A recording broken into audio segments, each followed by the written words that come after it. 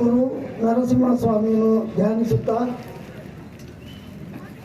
ವಿದ್ಯಾಗಣಪತಿಗೆ ವಂದಿಸುತ್ತಾ ವೇದಿಕೆಯಲ್ಲಿರುವಂತಹ ಗಣ್ಯರೇ ಹಾಗೂ ಮೇಳದ ಯಜಮಾನರೇ, ಜೊತೆಗೆ ಯಕ್ಷಗಾನ ಅಭಿಮಾನಿ ದೇವರುಗಳೇ, ನಿಮಗೆಲ್ಲರಿಗೂ ಮೊದಲಾದ ನಮಸ್ಕಾರಗಳು. ಹುಟ್ಟಿನಿಂದ ತೀರ್ಥಳ್ಳಿಯವ ನಾನು. ಯಕ್ಷಗಾನ ನನ್ನನ್ನು ಕೈ ಬೀಸಿ ಕರೀತು. ನಾನು ಜಾತಿಯಲ್ಲಿ ವಿಶ್ವಕರ್ಮ. ನನಗೆ ಉದ್ಯೋಗ ಮಾಡುವುದಕ್ಕೆ ಬೇರೆ ಬೇರೆ ಉದ್ಯೋಗ ಉಂಟು. ಆದರೂ ಯಾವ ಜನ್ಮದ ಪುಣ್ಯವೂ ನನಗಂತೂ ಗೊತ್ತಿಲ್ಲ. ಯಕ್ಷಗಾನಕ್ಕೆ ಬಂದೆ. ಮೊದಲು ಬಾಲ ಕಲಾವಿದನಾಗಿ ಬಯಲಾಟದಲ್ಲಿ ದುಡಿತಾ ಇದ್ದ ನನ್ನನ್ನು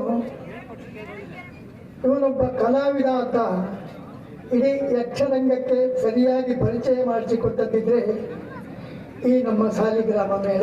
ಅದಕ್ಕೆ ತೊಡಬರುತ್ತೆ. ಮತ್ತೆ ಮಾತು ಹೇಳಿದ್ರು, ನಾವು ಒಡನಾಡಿಗಳು ಅಂತ. ಅವರು ಯಕ್ಷಗಾನದ ಯುಗ ಪುರುಷ ಅಂತ, ಯುಗ ಪ್ರವರ್ತಕ ಅಂತ ಯಾರೋ ಒಬ್ಬ ಪುಣ್ಯಾತ್ಮ ಹೇಳಿದರು. ಅದು 100ಕ್ಕೂ 100 ಸತ್ಯ.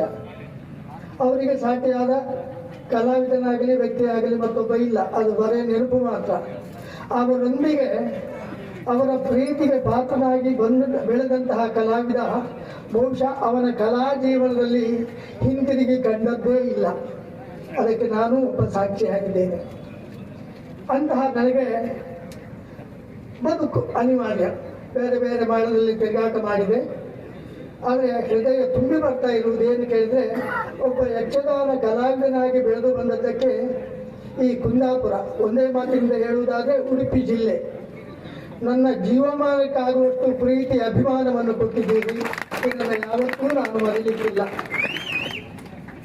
ಸಾಲಿಗ್ರಾಮ ಮೇಳ ಬಿಟ್ಟು ಸಾಧಾರಣ 35 ವರ್ಷವೇ ಆಯಿತೋ ಏನೋ. ಆದರೆ ಮತ್ತೆ ಪುನಃ ಈ ಸಾಲಿಗ್ರಾಮ ಮೇಳದ ವೇದಿಕೆಗೆ ಬಂದು ನಿಮ್ಮ ಸಮ್ಮುಖದಲ್ಲಿ ಈ ಗೌರವವನ್ನು ಮತ್ತೆ ಪಡಿತಾ ಇದ್ದೇನೆ ಅಂತಾದರೆ ಬಹುಶಃ ಒಬ್ಬ ಕಲಾವಿದನ ಜೀವನದಲ್ಲಿ ಇದಕ್ಕಿಂತ ಹೆಚ್ಚಿನದಾದ ಸನ್ಮಾನ, ಸತ್ಕಾರ, ಅಭಿಮಾನ ಯಾವುದೂ ಇಲ್ಲ. ರಾಜ್ಯೋತ್ಸವ ಪ್ರಶಸ್ತಿಯು ಅದು ಕೇವಲ ಒಬ್ಬ ವ್ಯಕ್ತಿಯ ಪ್ರಯತ್ನ ಅಲ್ಲ. ನಿಮ್ಮಂಥವರ ಸಾವಿರಾರು ಮಂದಿಗಳ ಅಭಿಮಾನ ಇದ್ದಾಗ ಅದು ಅಲ್ಲಿಗೆ ಮುಟ್ತದೆ. ಅದರ ಫಲರೂಪವಾದ ಪ್ರಶಸ್ತಿ ನಮಗೆ ಬರ್ತದೆ.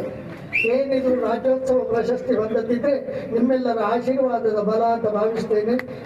ನನ್ನೆರಡು ಮಾತುಗಳನ್ನು ಮುಗಿಸ್ತೇನೆ. ನಮಸ್ಕಾರ.